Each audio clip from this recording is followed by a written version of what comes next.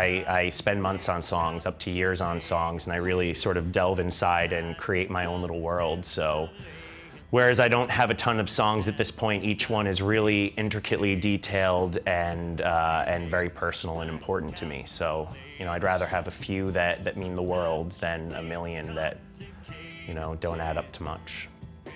I actually started playing music at a fairly young age. I had a really bad speech impediment as a kid, and so my parents got me involved in a lot of solo activities to keep me busy. I did gymnastics, I did swimming, and playing music. I played the clarinet, I played the piano, I played the guitar. It sort of started just as something to keep me busy and keep me focused, but it really came to be my sole means of expression for a while.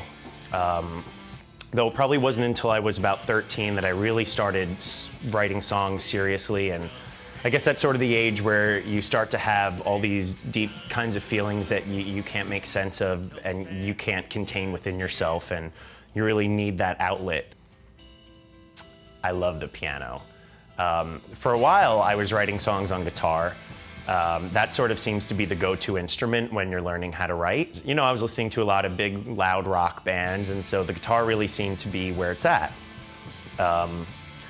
But then I started getting into more singer-songwriters. I started getting into Tori Amos and Fiona Apple, and I also realized that working in a band setting with another guitarist and a bassist and a drummer probably wasn't going to be for me.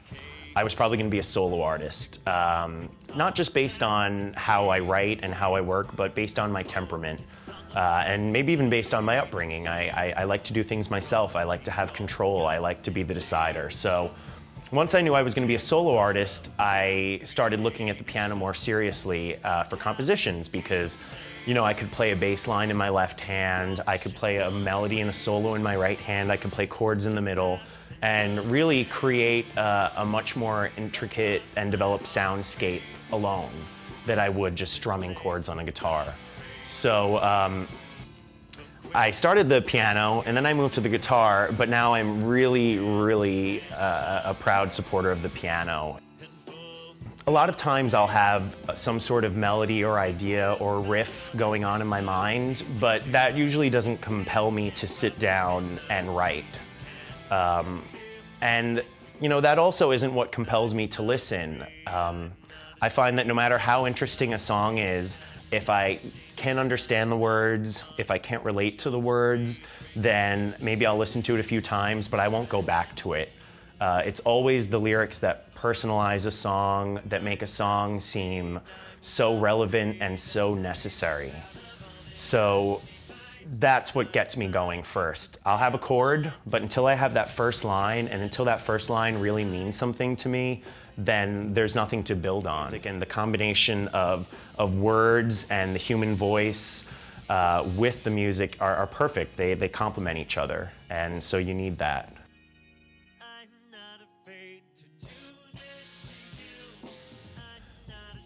Of course I would crowdfund a record again. There's no other option. No one is coming up to me with a blank check, no label is coming up and saying, let's do this. Even if I were to want to release the record on a label, most labels want you to bring a record to them already made. So, it doesn't matter what the future of my career contains. If I want to make a record, it's going to be through the support directly of my fans to make it. When I released my first 2 EPs, I did everything myself. I played all the instruments, I did all the mixing, and I did everything at home. And the point of doing that was to get some interest and to build a small fan base to then start something bigger. And so once I did that, that's when I decided to really sit down and do a full record and really hire a drummer. And though I played all the other instruments on that record, it's the first time that I did go into a studio, bring all my tracks, and have someone mix it on a console as opposed to just at home on my laptop. So to be honest, I can't even imagine any other way to do it other than crowdfunding. People have been incredibly supportive, and aside from just giving me the monetary means to make a record, it's like having cheerleaders at your back the whole time, cheering you on and wanting updates, and it's awesome. Even when I was done, sending the CDs out, people were so excited to get them. And it's great, especially for a solo artist and for someone who does everything themselves. It's so nice to know that there's this extended support system of people who are, just as invested and just as excited about the record as you are. But it's also just plain fun. It's also just a really fun way to make a record. And it's been a great experience, and I'm gonna do it again next year. Fun. I know it sounds silly, but I enjoyed sitting in my bedroom and putting together all these little care packages to send out, and handwriting with a Sharpie the address, and learning all these zip codes in weird parts of the country I've never been to. It made me feel like an artist, and it made me feel like an artist that mattered, because I had to send the stuff out to people who wanted it. So it's a labor, but it's a labor of love, and it's an honor to do. I remember at first when I started making music and self-promoting and trying to get a fan base, it was really tough because my music is very serious, it's rather dark, it's very dramatic and theatrical, and so it's then weird to meet someone with a smile on your face and give them a hug and, be the person that I am every day in my real life. I felt like I sort of had to continue this character that I created in my music, and I had to be, just as dark and dramatic and mysterious as my songs are. And I think that that's maybe what people expected in the 80s and the 90s, when it's like, musicians and rock stars were like these otherworldly people that we couldn't relate to or see, and it's totally different now. And I think people understand that, the person that you are on a day-to-day basis is different than the person you are in the music, and I think people can separate that. And it's also making music can be a very isolating experience. So instead of just constantly putting something out there, when I'm getting things back and I'm getting emails and questions, it feels more circular. It feels more fulfilling. It's for me, as a small-time artist, it's nice to know when someone's thinking of me, and I like that connection. I love it right now. I want everyone to send me an email and say, hey, I just listened to your song, have a good day. I don't do big band shows that often, but what I've been embracing more is playing solo shows and playing acoustic shows. One of my main goals with writing is to be able to do every one of my songs solo, stripped down acoustic, just one-on-one. As well as taking it to like a big live band setting. So I've been, especially now that I'm trying to get outside of New York City, I've been doing a lot of solo stuff, and it's actually been a really great way to present new material. It's been a really great way to sort of strip the songs down to their most essential elements. So much music today is all about the production and all about the sound and the tone, and it's not about the chord structure and the lyrics, and it's not about the song itself. And so if I can take songs on a record that are loud and multi-layered and just filled with different musicians, and then do it solo and still have that emotional impact, then I think I've really written something great. So I've also decided and started to stream live shows from home. So another part of my crowdfunding campaign was something called the Streamathon, where every night for a full month, I played 30 minutes of live music from my bedroom to anyone who had contributed money to the campaign. And so it was me playing, and it was a chat room.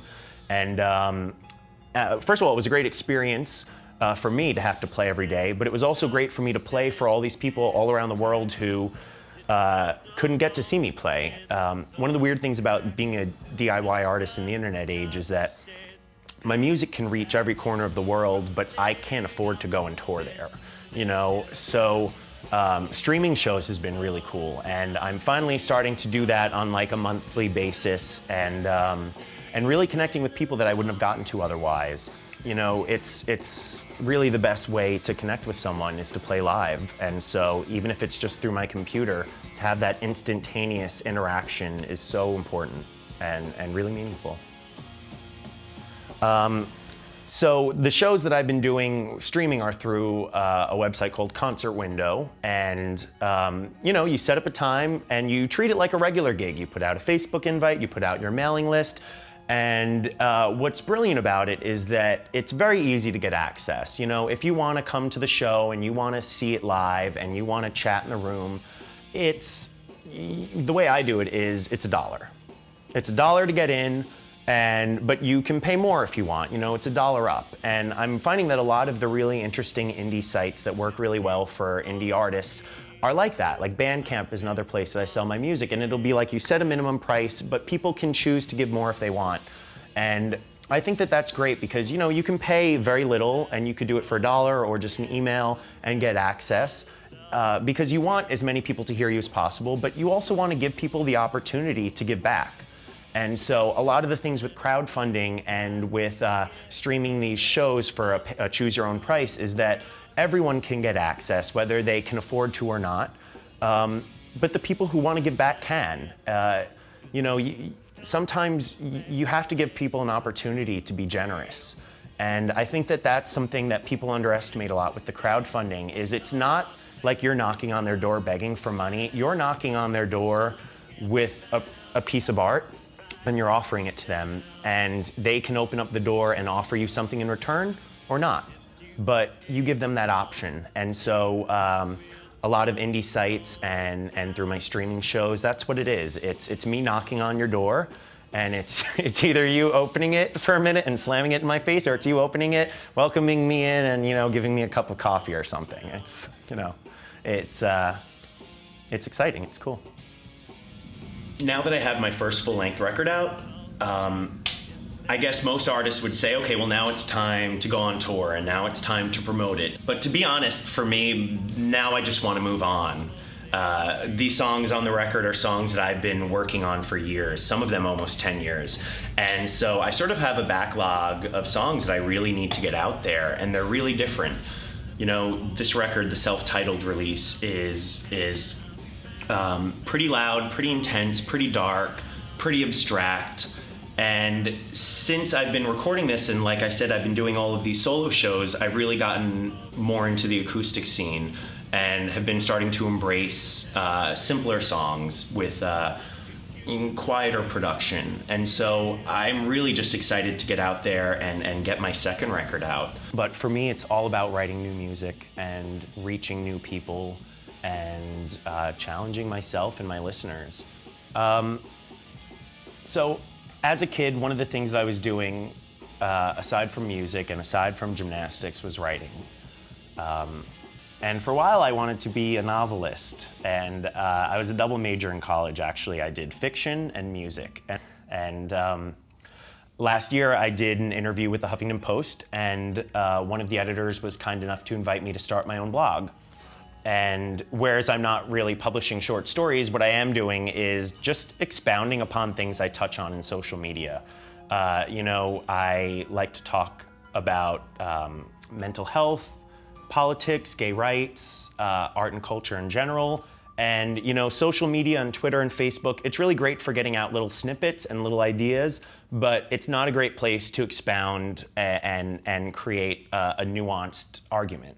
So the blog on the Huffington Post has been a really great way for me to sort of clarify things, to pose different arguments, and to follow them through in a longer form. I hope to do more. I've only published 6 articles. I'm incapable of writing 500 words without obsessing over it endlessly for at least 6 weeks. So it may take a while before my next article. But it's been a really great experience, and I've come across a lot of really great people.